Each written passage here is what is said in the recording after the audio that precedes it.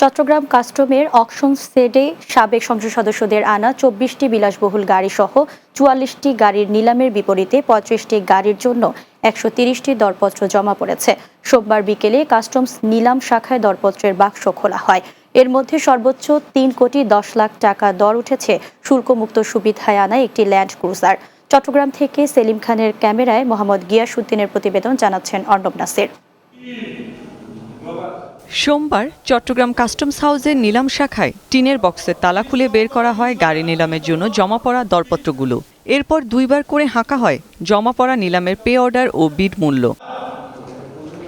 Customs জানায়, দীর্ঘদিন চট্টগ্রাম বন্দরে পড়ে থাকা ক্ষমতাচ্যুত আওয়ামী লীগ সরকারের মন্ত্রী এমপিদের শুল্কমুক্ত আমদানি ২৪টি গাড়ি সহ মোট ৪৪টি গাড়ির নিলামে তোলে কাস্টমস। তবে এর মধ্যে ২৫টি গাড়ির জন্য দরপত্র জমা পড়েছে ১৩০টি। যে ৯টি গাড়ির জন্য কোনো দরপত্র জমা পড়েনি সেগুলো সবই শুল্কমুক্ত আনা এমপিদের গাড়ি। নিলামে সবচেয়ে বেশি দর উঠেছে খুলনা ১০ আসনের সাবেক সংসদ সদস্য এস.এম. কামাল হোসাইনের শুল্কমুক্ত আমদানি করা ল্যান্ড ক্রুজারের। তবে এবারের নিলাম নিয়ে বিডারদের অনেক বেশি আগ্রহ থাকলেও সাথে রয়েছে মিশ্র প্রতিক্রিয়া।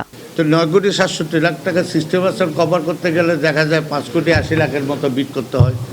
বিট করে হাইস্ট হওয়া বড় কথা না, আপনি সিস্টেম কভার করলে হাইস্ট হবেন, এর সাথে আবার 25% আপনাকে ব্যাড আইটেম দিতে হবে। সব মিলে দেখা যাবে প্রায় 7,40,০০,০০০ টাকার মতো পড়বে।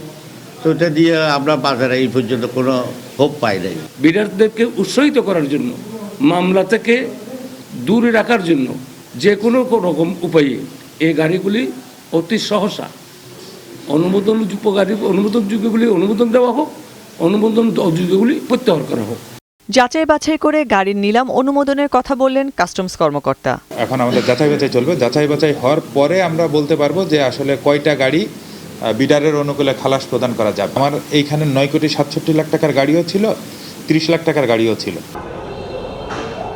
Desk report, Bangla TV.